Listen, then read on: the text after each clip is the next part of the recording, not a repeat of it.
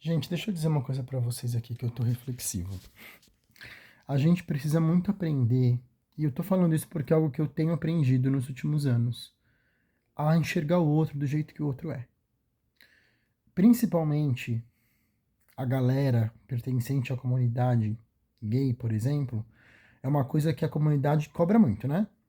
Eu tô dando esse exemplo porque de nada adianta a gente querer tanto, né, a galera que é militante por aceitação, mas também não aprender a aceitar o outro da forma que o outro é.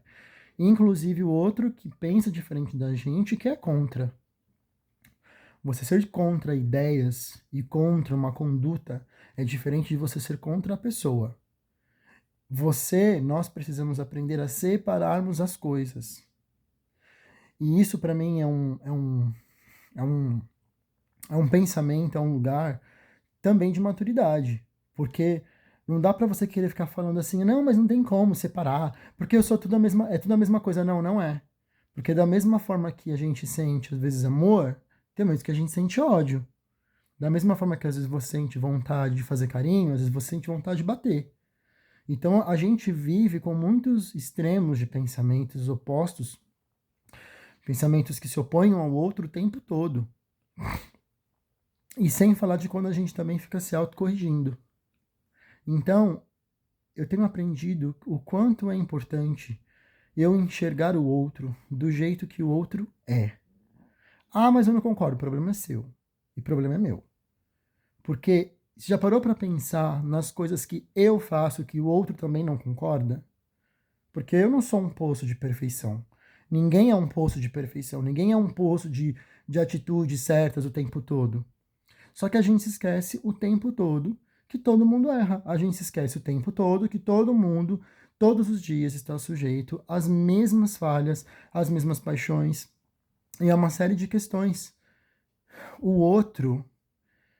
Uma vez eu vi uma coisa do pastor Ed Renekiewicz, que é um pastor que eu gosto muito de escutar, e numa das pregações dele, ele falou assim uma vez, o outro, sobre amar o próximo, né? Ele disse assim, o outro é você do outro lado. E aí você fala assim, ah, mas eu não sou assim. Sim, você não é assim, mas o outro é. E é isso que faz ser o outro ser quem ele é. O outro não tem que ser você já é você já existe. E você carrega esse mundo dentro de você. O outro é outro mundo, com outras atitudes, com outros valores, com outras coisas. E aí, por mais que nós tenhamos, óbvio, um norte, né? Valores, aquilo que é bom, aquilo que é certo ou errado, isso é muito bom para a gente conseguir construir relações saudáveis, relações que sejam verdadeiras e duradouras. E que tenha também, de fato, empatia. Perceber o outro do jeito que ele é e ser amigo e conseguir estabelecer pontes com o outro, porque a amizade vai ser o lugar que você vai poder muitas vezes falar algo que possa acrescentar na vida do outro, de algo que o outro que você vê que talvez possa melhorar, da mesma forma que você e eu também preciso ter maturidade para escutar quando é o contrário, quando alguém vem falar alguma coisa para mim. Não significa, obviamente, também que de tudo aquilo que a gente escuta a gente tem que agir e tem que fazer. Não é isso que eu estou falando. Mas o que eu estou dizendo é, já que a gente está numa constante transformação, e o autoconhecimento, eu acho que é uma ferramenta, é algo muito poderoso que a gente tem. Você conhecer bem os seus limites, saber aonde você é capaz de dar conta, onde que você não é capaz de dar conta, isso pode fazer muita diferença no seu dia a dia, né? Perceber, isso serve para tudo. Então, assim, resumindo essa reflexão assim que eu tive agora, mais uma vez, né? Só que eu decidi gravar. Precisamos aprender a enxergar o outro do jeito que o outro é.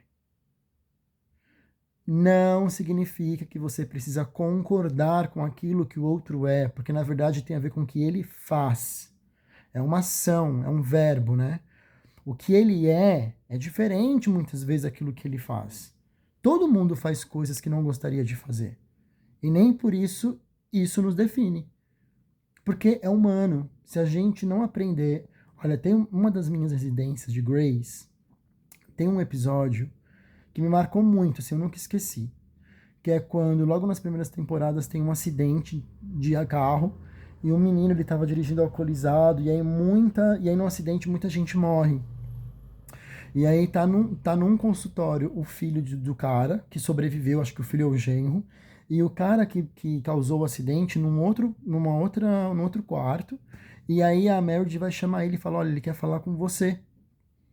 E aquele pai tava com muita raiva, porque ele tinha acabado de perder, acho que se eu não me engano eram os filhos dele. E aí quando ele vai pra cima do menino assim, o menino começa a chorar, pedindo perdão pra ele, por ter destruído a vida dele e tal. É claro que a gente entende os sentimentos que tem ali, né? É claro, tipo, talvez eu também reagiria como aquele pai. E ele foi pra cima daquele cara pra, tipo, enforcar, assim, colocar as mãos no pescoço. O que que aconteceu? Ele para, e ele começa a chorar, e aí, no Grey's Anatomy sempre termina com uma narrativa, né? E aí ela falava mais ou menos assim, a frase final: nós sempre precisamos lembrar de dar ao outro o direito à humanidade. Ou seja, aquele erro daquele rapaz naquele episódio era grave, mas isso é cometido por seres humanos. Seres humanos sempre nós seremos errados e errantes pelo caminho. Não há perfeição no nosso caminhar. Existem muitas vezes são tentativas de acertar o alvo, mas nem sempre a gente acerta. Então eu dei um exemplo de um episódio que mexeu muito comigo, essa frase em si. Nós precisamos dar ao outro o direito da humanidade. Então, assim, você tem dado o direito da humanidade, da pessoa que está ao seu lado, que é cheio de coisas que você reprova, que ele é um ser humano e que talvez para ele ou para ela também seja muito difícil lidar com muitas características que ele tenha. Porque a gente está cansado de ouvir que a gente não sabe quais são os processos que as pessoas estão. Cada um está num processo, mas é muito difícil para cada um. Então, que a gente possa, à medida que a gente recebe essa luz, eu creio que é uma luz de Deus, uma luz divina, e que clareia os nossos pensamentos e clareia a nossa mente, a gente precisa aprender a nos permitirmos sermos transformados por isso e termos uma nova ação para com a pessoa, tá? Lembrando, o que eu estou dizendo aqui é, uma coisa é eu comecei falando sobre separar, né? Separação da pessoa. Não é porque a pessoa cometeu uma coisa grave que ela é de toda ruim. Ninguém é de todo bom, ninguém é de todo ruim. Não existe, não existe. O que muda são as atitudes os desdobramentos e as atitudes que cada pessoa tem. E se é uma coisa errada, é errada. Eu não estou entrando no mérito de que porque a pessoa cometeu um erro, ela tem que ser. Como é que fala? Passar pano. Não tem nada a ver uma coisa com a outra. Eu estou falando a respeito da pessoa conseguir, de fato, ser vista pela humanidade dela. Porque no final das contas, no final do dia, é isso que todo mundo é. Um ser humano que precisa comer, beber, água, dormir, né? Ter o que vestir. E todo dia cada um está numa luta. Então, é isso. Pensem sobre isso, reflitam. Se quiser deixar algum comentário, enviar para alguém que pode ajudar, acrescentar na vida, vai ser muito bom. Beijos.